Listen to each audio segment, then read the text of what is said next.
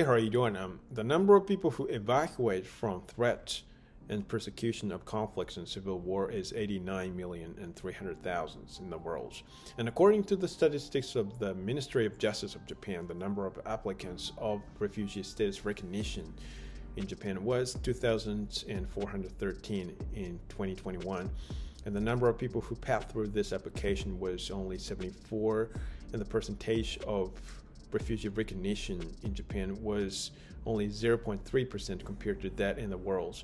And according to the Ministry of Justice of Japan, the reason why there is few number of people who are legally accepted as a refugee is that the number of people who are judged that they are entitled to be granted refugee status recognition is very, very low in the first place in the Japanese society. So nevertheless, 0.3% of refugee recognition rate is extraordinary low compared to that of other countries. So people who are forced to evacuate from their own country due to serious incidents and happenings that everyone knows in the world, such as the war between Ukraine and Russia, and civil war in Myanmar and evacuation from North Korea, are easily recognized as refugee in a Japanese society under very careful protection from the Japanese government. So such people can easily get visa status that allows them to work in a Japanese society under humanitarian consideration from the Japanese government. So there is a case that they are given entitlement to take out the Japanese public health insurance. And there are obviously some people who are granted permission to stay in Japan without application for refugee status recognition, but this is a really rare case that hardly happens in Japan. The fact still remains that the Japanese government takes negative attitude towards acceptance of refugees. In 2018, the Ministry of Justice of Japan clarified that it was going to make asylum application stricter. In recent years, Japan comes under fierce criticism from all over the world in terms of how they treat refugees from the viewpoint of human rights ethics. And the United Nations has ever made corrective recommendations for Japan's treatment of refugees that was in conflict with the International Human Rights Covenant a couple of times from time to time in the past, but the Japanese government didn't subordinately lower the standard and they didn't improve the treatment of refugees.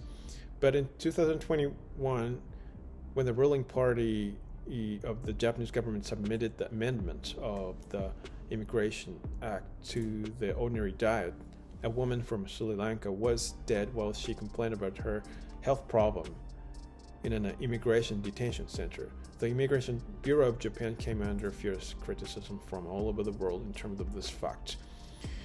There are still unreasonable treatments to detainees evacuating from other countries that has room to question about humanitarian ethics.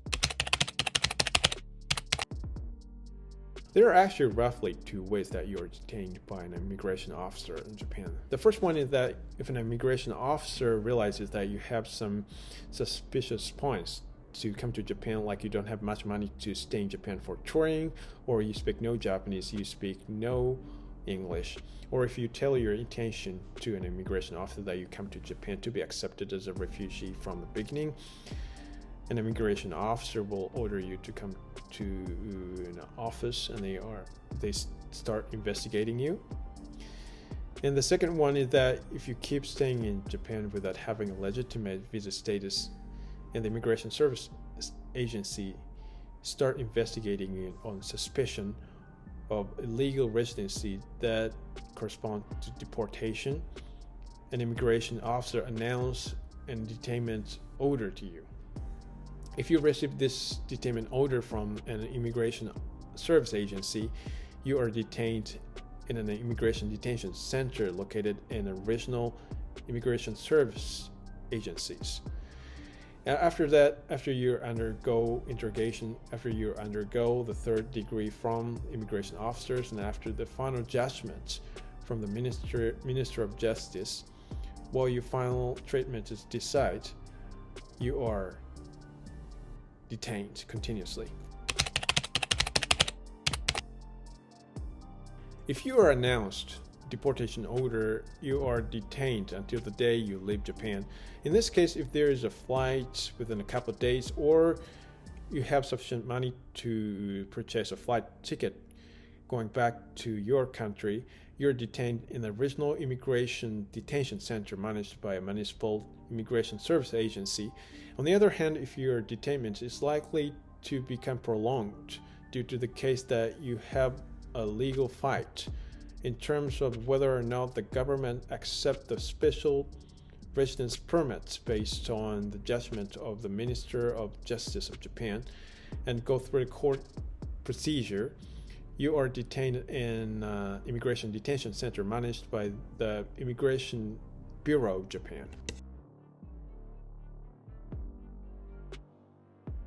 During detainment, your daily schedule is strictly managed by an immigration detention center. Basically, while you spend time in a detention center, you're not criminally punished, so that you are not handcuffed and you're not forced to work inside the facility, but you can behave freely, like reading books and doing exercise or something like that. So in terms of food, you are served meal every day without skipping days by a detention center, and you can also purchase food at a shop installed in the detention center, and you can ask someone to send something to eat from outside. In addition, respectful consideration for religion and precepts is undertaken in a facility. There is a room that is in the direction of sacred place to play for.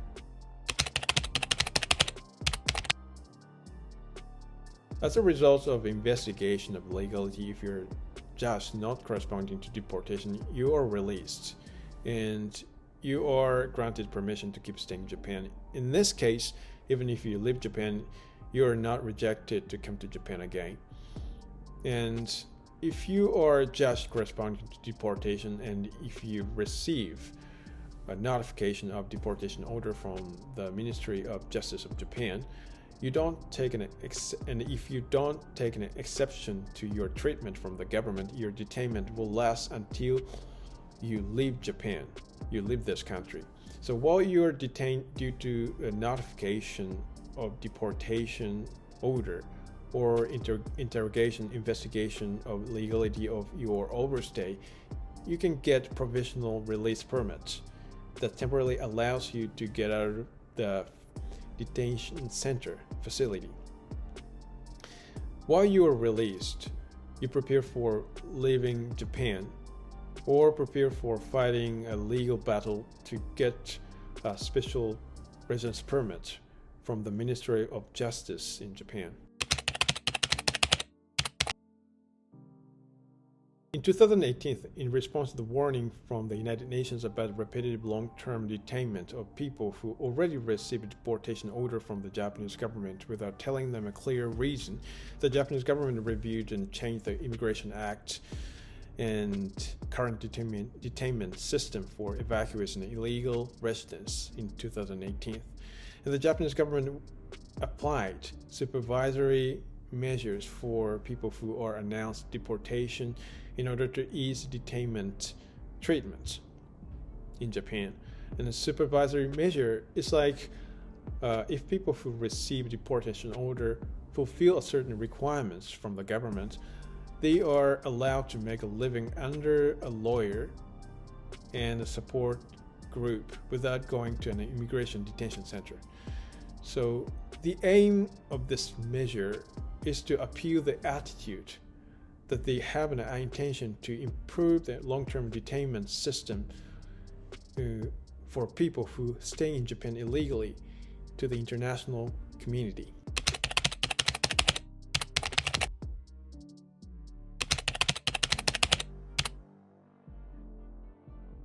There's a convention relating to the status of refugee deposited by the United Nations.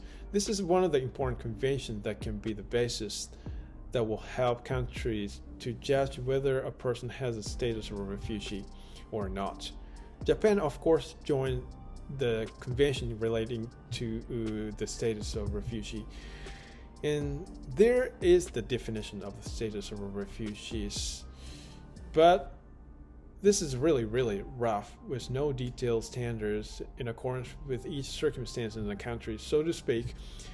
In the current status quo, how each country interprets the definition of the status of refugee is left to countries' leaders' conscience. So that the difference of interpretation of the definition of the status of refugee is easily generated among countries. For example, as is often the case with this, there's a case that refugees who were rejected to enter into one country is formally welcomed by another country. In case of Japan, the government take arbitrarily attitude toward the existence of refugees in order to protect themselves from foreign substance by placing importance on strong sense of conservativeness more than necessary, rather than they simply treat refugees strictly. So to be honest, there are actually a lot of prices that we can say is biased with the essential meaning of the refugee protection in terms of Japanese government's interpretation of the definition of the status of a refugee. So that's why the United Nations oftentimes blew the whistles on how Japan treats refugees. The Japanese government is inclined to limit the scope of interpretation of persecution. So organizations of refugee recognition in the United States, Canada, and other European countries show the stance that they can cover not only life and personal freedom, but also a wide range of concepts with fatal human rights violations around the world. I avoid mentioning here about whether fatal human rights violation applies to abusive labor practices or rejection of religion and depriving people of freedom and opportunities to work in a society. But Japan has a strong tendency to limit the scope of definition of persecution as a life-threatening and unfair detainment that deprives people of freedom. Moreover, there is a case that Japan doesn't accept the refugees no matter how serious situation they are in, where they are unfairly restricted from freedom and their life is almost about to be threatened. For example, a small ethnic group, Rohingya from Myanmar, was forced to work abusively under illegal detainment by the authority of Myanmar for a couple of days.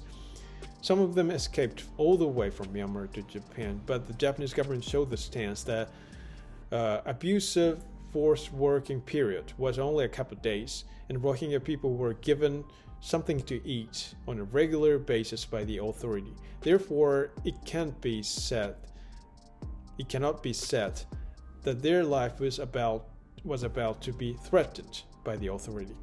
So after all, the Japanese government rejected accepting Rohingya people as a refugee and deported back them to their country.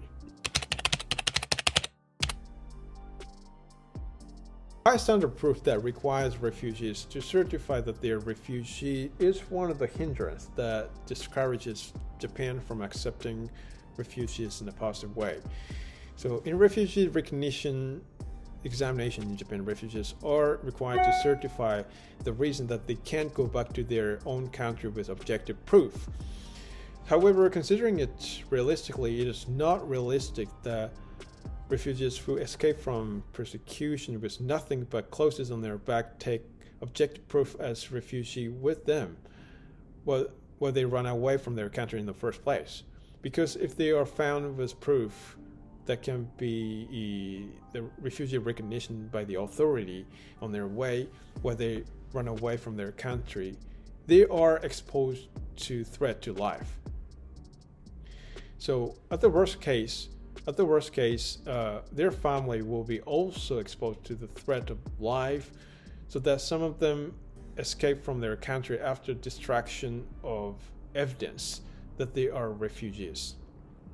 And even if they get on the plane to get out of the country, they try to tear passport into pieces and flat them in a toilet in order to conceal the information of their identity and where they're from under the fear of the case that they are not permitted to enter a third country and they are deported back to their home country after arrival at a third country.